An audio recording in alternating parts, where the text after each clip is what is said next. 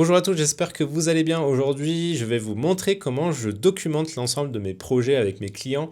Finalement, l'IA, ce que m'a apporté l'IA, c'est vraiment ça finalement. C'est là où j'ai monté en grade en termes de qualité de prestation. C'est que du coup, je documente beaucoup plus et surtout, ma documentation maintenant est très claire grâce à l'IA. Parce que voilà, je suis pas quelqu'un de littéraire, j'ai du mal souvent à écrire les choses. Voilà, j'ai du mal parfois à m'exprimer.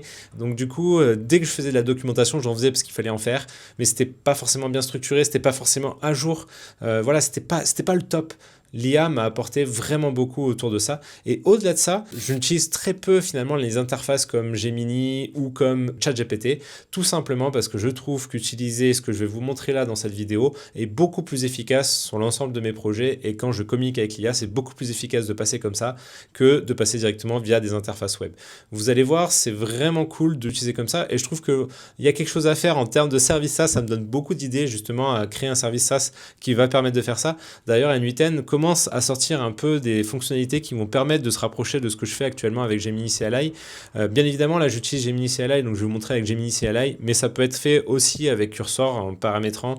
Il y a un peu la même chose, ou même Cloud Code. Vous pouvez faire exactement pareil avec d'autres solutions d'IA. Moi, j'utilise Gemini CLI parce que j'ai un abonnement Gemini Google Workspace, donc c'est plus simple pour moi. Mais effectivement, ça peut marcher avec plein d'autres choses. En tout cas, la méthode de comment moi je documente finalement ces projets-là, là, c'est un projet technique N8N, donc voilà, c'est en lien avec la chaîne, mais j'utilise aussi sur des projets qui n'ont rien à voir, c'est-à-dire que même quand j'ai pas de développement à faire, par exemple, j'ai un projet branding perso pour réfléchir justement sur la structure de ma chaîne, comment mes réseaux sociaux, etc.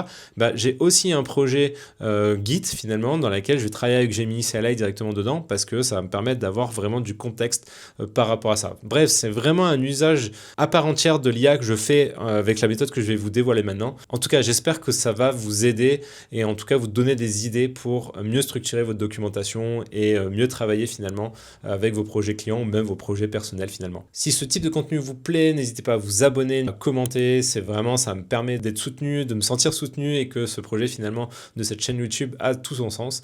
En tout cas, n'hésitez pas non plus à voir la description parce que je vais mettre plein de choses. Voilà, il y a plein de choses qui bougent en ce moment là, je suis en train de créer plein de trucs. Donc je mettrai tout le temps à jour les descriptions de toutes mes vidéos. Merci N8N pour les automatisations de la mise à jour des différentes descriptions. Donc n'hésitez pas à aller voir la description parce que voilà, je mets toujours plein de liens, plein de trucs trop cool. Et en tout cas, je vous dis bonne vidéo.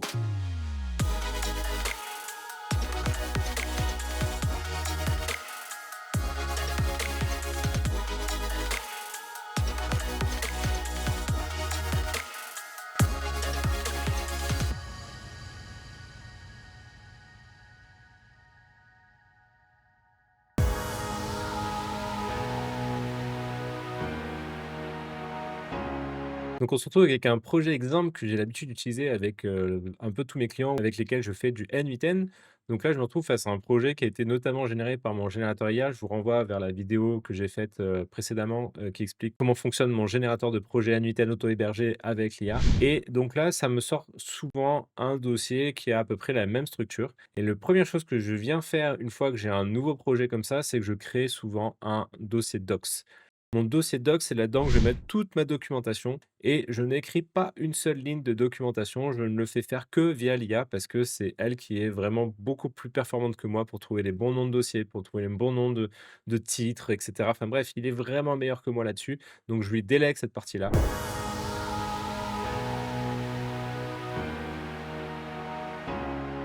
Et comment je fais? Bah, c'est simplement que j'utilise moi Gemini CLI. Pourquoi j'utilise Gemini CLI? C'est parce que j'aime bien, le système de contexte qu'il est injecté. C'est-à-dire que Gemini fonctionne avec des fichiers qui s'appellent gemini.md et donc ces fichiers gemini.md sont en réalité des instructions que vous lui donnez à Gemini. Donc si par exemple ici je vais dans mes endpoints, je vois que j'ai aussi un gemini.md. Et ben, en fait le gemini.md est vraiment avec des instructions très précises sur le dossier API endpoint. Ce qui fait que quand Gemini va vouloir travailler dans le dossier API Endpoint, en fait, il va prendre le contexte du Gemini.md de ce dossier-là et va prendre aussi le Gemini.md du dossier route. Ce qui fait que dans chaque dossier et sous-dossier, vous pouvez mettre des règles très précises sur comment il doit se comporter, comment il doit générer finalement des workflows, enfin voilà, de la documentation. Et donc, je lui donne des règles très précises. Donc, si j'en ouvre un, par exemple, ici, donc c'est du Markdown, hein, ça reste que du Markdown. J'ai pour habitude de les faire tout le temps en anglais et donc je vais lui expliquer concrètement le contexte de ce que c'est. Donc voilà, je lui dis, bah, quel est, le projet, à quoi il sert et cetera et je lui donnais des conventions globales, sur, bah, voilà, comment ça fonctionne, comment ça doit fonctionner. Donc je lui dis par exemple, bah, c'est que des readme.md, qu'il faut faire des liens entre les readme.md pour pouvoir cliquer dessus et qu'il faut qu'à chaque fois qu'il y ait des historiques qui soient, enregistrés. Donc, là par exemple, je sais que, sur cette documentation, sur le projet client, bah, c'est de la documentation en français, donc forcément, voilà, tout sera en français. À part les Gemini.md qui, eux, sont transférables d'un dossier finalement à un autre et que eux, je les laisse tout le temps en anglais. Et donc, je lui dis comment il doit créer version history à chaque fois. Je lui donne la convention des nœuds, donc le nom de nommage des nœuds. Donc, par exemple, je me suis mis une convention et ben, tous mes nœuds, je vais les nommer de la même manière sur mes projets clients. Et donc, par exemple, à chaque fois, ça va être le nœud du type, deux points, donc en anglais, bien sûr. Et là, vu que c'est un projet en français, mon client voulait avoir du français. Et bah, du coup, je mets directement le nom de l'action, de la fonction en français. Donc, je lui dis comment il doit nommer tous ces nœuds de manière à ce qu'il trouve les meilleurs noms possibles pour mes nœuds. Et c'est comme ça aussi que je me retrouve avec vraiment des workflows qui sont clean parce que, voilà, moi, c'est pas mon fort, hein. Je veux dire, le français, l'anglais, tout ça, c'est pas là où j'excelle le plus. Bah, du coup, l'IA m'aide énormément là-dedans. Donc voilà, je lui dis comment il doit nommer mes nœuds et là, il me trouve vraiment les meilleurs noms possibles et c'est comme ça que ça me permet d'avoir vraiment des workflows qui sont clean. Donc là, ensuite, j'ai par exemple, bah, pareil, des rôles spécifiques par rapport à mon projet actuel. Donc je lui explique comment ça fonctionne au niveau de l'API Azure. Donc voilà, je lui explique un peu, concrètement comment ça fonctionne, comment il doit l'utiliser et cetera. Bref, voilà, c'est plein de petits trucs comme ça où je lui donne des conventions, enfin voilà, des outils qui lui permettent de générer la meilleure documentation possible. Ce fichier, je le mets souvent à jour, c'est-à-dire que si par exemple, il me génère quelque chose et que je suis pas satisfait, et ben, je vais lui dire: «Enregistre ça, cette information, je veux pas que tu le fasses comme ça, je veux que tu fasses autrement» et si je vais dans API Endpoint, que j'ouvre mon Gemini.md ici, là, vous voyez que c'est vraiment spécifique à l'API Endpoint et là, du coup, j'ai carrément une structure de fichier readme.md parce que comme c'est des API, bah, du coup, je veux le documenter d'une certaine manière et ben, là, je lui dis comment est documenté sur la partie API. Donc dans ce dossier, ils seront tous documentés de la même manière, ces readme et donc là, je lui explique comment je veux qu'il, documente tout simplement ces fichiers-là. Si on veut voir le résultat, du coup, j'ouvre tout le temps les README et donc du coup, là, j'ai ma documentation complète et notamment avec des sous-documentations. Donc par exemple, si je veux aller sur les API Endpoint, bon, bah là, du coup, je vais pouvoir cliquer dessus et ça va m'envoyer directement sur la documentation des API Endpoint. Du coup, là, je vais voir l'ensemble des API Endpoint que j'ai. Donc si par exemple, je veux voir comment je lis le contenu d'un dossier via mon API, et bah là, du coup, je vais pouvoir ouvrir la documentation qui est très précise, l'objectif, les contextes, il y a les tags. Donc ça, c'est les tags que je mets directement sur la nuitaine. Donc là, il me donne même les tags à mettre sur la nuitaine.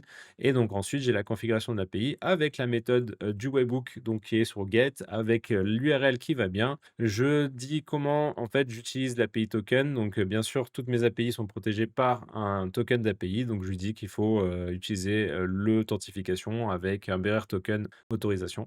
Et ensuite, les paramètres de ma query. Donc comme ça me permet de dire, bah voilà, là j'ai besoin de lui fournir en paramètre de query le folder pass. Et du coup, je lui décris à quoi il sert. Et donc ensuite, je définis aussi, bah, qu'est-ce que c'est, finalement le retour qu'on peut avoir.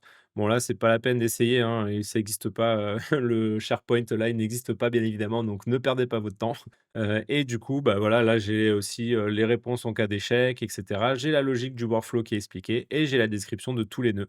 Et donc là, à chaque fois, je dis qu'est-ce que fait chaque nœud. Donc si on regarde le workflow en conséquence, vous allez voir que c'est exactement le même workflow avec les mêmes noms et cetera. Tout est pareil, tout est bien utilisé et ça explique, enfin, comment ça fonctionne concrètement. Et donc après, j'ai l'historique de toutes les versions. Donc à chaque fois que je mets à jour la documentation, l'historique vient automatiquement se mettre à jour. Donc si je fais une modification par rapport au nœud, par rapport à voilà, la documentation est plus claire, etc. Bref, je fais une version historisée, bah, du coup, c'est l'IA qui génère bien sûr tout seul, hein, donc moi je fais rien. Et surtout, le truc qui est super cool, c'est que du coup, je suis capable aussi, bah, automatiquement, j'ai mis dans les règles comme quoi il doit tout le temps définir des liens entre les différents systèmes. Par exemple, là, sur mon projet actuel, ça utilise Airtable.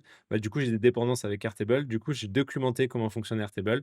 Et bah, automatiquement, à chaque fois, je sais que cette API est utilisée par telle automatisation dans Airtable, etc. Et du coup, c'est vachement pratique parce que du coup, l'IA, c'est bien mieux que moi le contexte. Il a tout en mémoire et du coup, il est capable d'aller voilà, dans les différents fichiers, mettre des liens entre chaque fichier, etc. Il le fait tout seul. Moi, j'ai pas besoin de m'en préoccuper. Et ça, je trouve ça vraiment incroyable.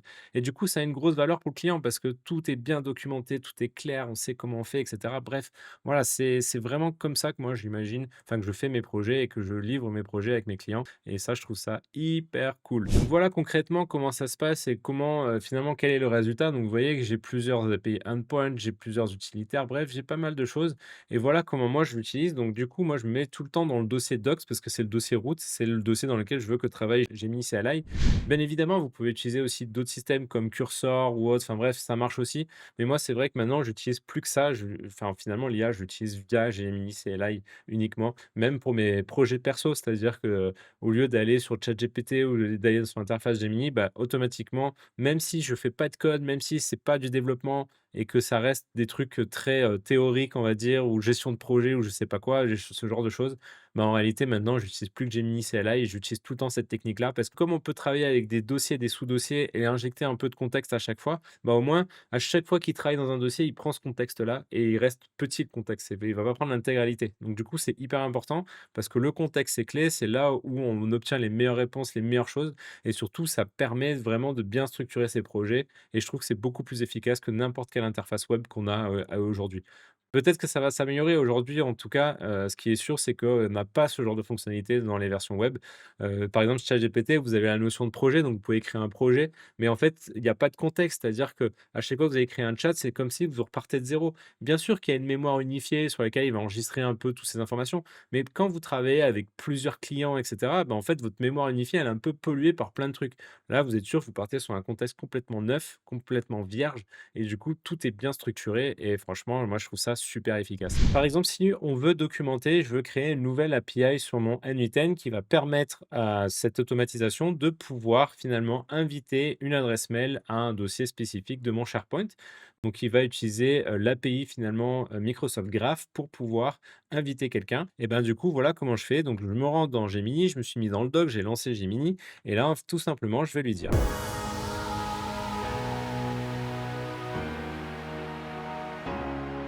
Je souhaite pouvoir travailler sur une nouvelle, API endpoint de mon N8N qui va permettre d'inviter un utilisateur à un dossier spécifique.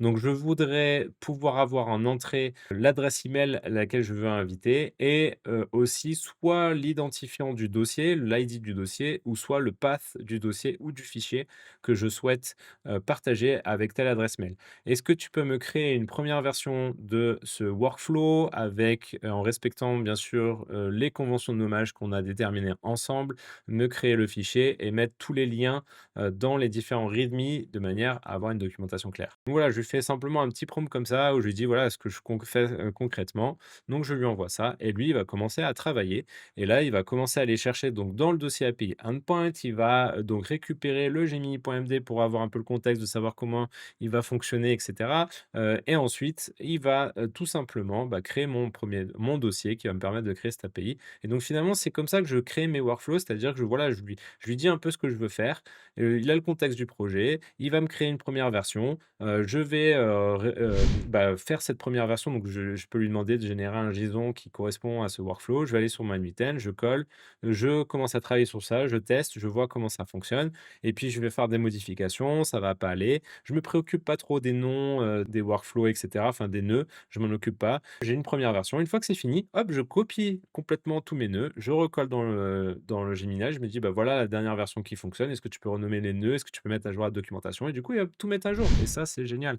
Donc là, il me propose de créer un dossier, donc il respecte toutes les conventions que je lui ai données, c'est très bien. Oui, vas-y, fais-le, crée le dossier pour moi, c'est ce que je veux exactement que tu fasses et donc là, il va créer aussi le readme.md directement dans ce dossier-là. Donc ça, c'est super génial. Voilà, donc là, il me propose, une première version. Donc là, vous voyez que là, il y a tous les nœuds.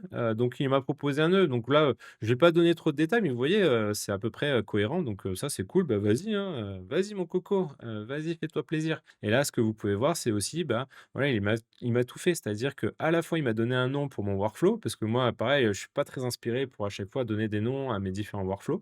Bon, bah, là, j'ai un nom qui est clair, qui respecte une certaine standardisation, donc c'est super. Il m'a donné une liste de tags. Donc les tags sont en rapport aussi, il sait par rapport à tous les tags qu'il y avait dans mon projet. Donc lui, il a tout en mémoire, il a tout en tête. Bah, du coup, il me propose des tags qui sont en relation avec tout ça et qui ont un intérêt et qui ont une certaine cohérence. Là, il me propose de faire un API avec la méthode POST. Bah ouais, c'est exactement ça. C'est-à-dire que là, enfin, typiquement dans une API, c'est pas du GET, c'est du POST. Effectivement, on va poster, on va envoyer une invitation. Bah, c'est exactement ça. Et il m'a proposé carrément une URL qui correspond par rapport à tout ce que j'avais fait avant. Bah, il a la notion. Moi, j'ai pas forcément en tête toutes les API que j'ai créées. Bah, lui, il l'a. Et du coup, il m'a proposé directement un endpoint. Il me dit pour l'authentification, bah, ça reste la même chose. Donc, du coup, bah, voilà, il a repris un peu les mêmes trucs. Et puis là, du coup, j'ai les fichiers, enfin, j'ai la request body, donc ce que je dois mettre en body. Et donc là, j'ai bien l'adresse email, donc avec les exemples, etc., la description. J'ai l'item ID qui va bien, donc si c'est un ID, ou j'ai le item path, si c'est un path, effectivement, que je veux partager. Donc là, il est allé même un peu plus loin. Il m'a rajouté un rôle, un send invitation true, false, il en a est envoyé à l'utilisateur. Ok, bon, ça limite, j'ai pas trop besoin. Ouais, message, pourquoi pas, pour personnaliser le message. Ouais, il m'a même proposé des trucs que j'avais même pas forcément pensé. Bon, après, c'est à vous de voir, hein, en fonction de ce que vous avez besoin ou quoi. Là, il simule du coup une réponse possible du SharePoint. Donc très bien. Effectivement, si c'est un cas d'échec, il explique la logique du workflow, donc ce qu'il a créé. Et puis bah c'est super. Et du coup, là, j'ai les noms de tous mes nœuds qui respectent bien effectivement ma convention que j'ai déterminée. Donc là, vous voyez le if avec le paramètre valide. Donc là, il vérifie, lui pour lui, on vérifie d'avoir les paramètres, ce qui peut être une bonne chose. Voilà, j'ai mon premier jet finalement de mon workflow. Et donc là, il rajoute aussi, voilà, le lien vers la documentation dans mon README principal. Donc là, c'est super. C'est exactement ce dont j'attends de lui.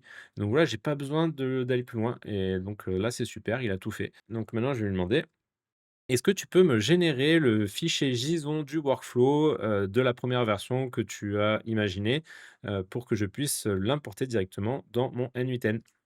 Et donc là, bah, tout simplement, il va me proposer un fichier JSON directement, enfin plutôt le JSON qui correspond au workflow éventuel que je peux créer sur N8N directement. Donc ça, c'est génial. Et donc là, on va pouvoir aller voir directement dans API Endpoint. On voit qu'effectivement, il a bien créé le SharePoint Invite User. Et j'ouvre le README, je vois qu'effectivement, bah voilà, c'est la documentation qu'on vient de faire ensemble. Et vous voyez que tout est bien structuré, tout est cool, tout est trop bien avec les noms, et cetera. C'est super, c'est vraiment super. Voilà grosso modo comment moi je procède et comment je documente rapidement et facilement. Et du coup, ça a une valeur ajoutée de dingue parce que bah, forcément tout le projet est documenté. Dès que j'ai besoin d'avoir quelque chose, je demande à Gemini, CLI, je lui pose des questions, il est capable d'aller lire la documentation, de me répondre précisément. C'est très vertueux, c'est-à-dire que là, c'est comme un RAG que vous faites finalement, très, spécifique au projet. Il y a pas de bruit, il y a pas d'autre chose et du coup, voilà. Et donc voilà, donc là, c'est ce qu'il me propose, le workflow. Donc là, je vais lui dire: «Bah, vas-y, écris-moi». En général, je ne stocke pas les workflows ici, donc là, il me le met là parce que bon, bah, voilà, il sait pas trop le mettre ailleurs. Mais moi, dans mon process, j'exporte les workflows dans un autre dossier, donc je n'ai pas besoin de le garder là. Mais voilà, c'est pour vous dire qu'il est capable de faire ça. Donc là, vous voyez qu'ici, il a généré un workflow complet que je peux venir ici, me prendre complètement, le copier, d'aller sur mon interface N8N, de coller directement et paf, j'ai mon workflow complet que je peux venir modifier, ajuster, parce que bien évidemment, je pense pas que ça marche direct, hein, forcément, voilà, il a pas toute la connaissance non plus, mais on pourrait très bien arriver à faire un truc où en fait, au final, il génère tout ça, hein, mais c'est beaucoup de travail encore, enfin là, voilà, je suis pas encore là, mais ça viendra. En tout cas, voilà, c'est une première version, du coup, je l'améliore, je travaille ça, avec, directement sur N8N. Une fois que j'ai fini, bah, je lui rebalance ma modification, il vient mettre à jour la documentation qui va bien et voilà, c'est documenté, facile, easy et mon client, il est très heureux d'avoir cette documentation. C'est très précieux, c'est très important pour reprendre un projet N8N par quelqu'un d'autre ou autre. Donc voilà comment j'utilise finalement l'IA dans la documentation, dans la création des projets N8N auto-hébergés que j'ai l'habitude de faire. Voilà, j'espère que cette vidéo vous a plu. J'espère aussi que finalement vous allez voir comment utiliser autrement l'IA et que vous allez l'utiliser différemment finalement à partir de maintenant. Alors attention quand même parce que là je le précise pas au début de la vidéo ni au milieu de la vidéo, mais bien évidemment là j'utilise de l'API et donc c'est payant, c'est-à-dire que là j'utilise un forfait déjà payant sur Gemini. Mais attention quand vous utilisez des API comme ça, comme Google CLI ou autre, parfois ça peut vous revenir vite cher parce que vous n'êtes pas dans un abonnement de formule illimitée comme la version web, c'est plutôt payant là. Et donc il y a beaucoup de restrictions, ça dépend des IA que vous allez utiliser. Alors là ce que je sais c'est que, enfin je connais pas bien les autres parce que j'ai jamais trop utilisé Cloud Code ou autre, mais je sais que sur Gemini par exemple il est de plus en plus intelligent, il va utiliser des modèles de moins en moins chers, donc on se retrouve moins en moins limité parce que selon les tâches il va prendre des modèles qui sont plus efficients sur certaines tâches ou d'autres, mais d'autres systèmes vont plutôt utiliser tout le temps les derniers modèles pro, enfin voilà, qui consomment à balle. Bref, faire attention à ça. Mais sinon, voilà, c'est vraiment un usage complètement un peu différent. Et je trouve qu'aujourd'hui, il manque un truc au niveau d'interface web pour faire à peu près la même chose, mais via une interface web. Ça me donne des idées sur des services SaaS, ou peut-être que vous, ça vous donne des idées sur des services SaaS. En tout cas, si vous en connaissez qui font à peu près la même chose, franchement, je suis carrément preneur.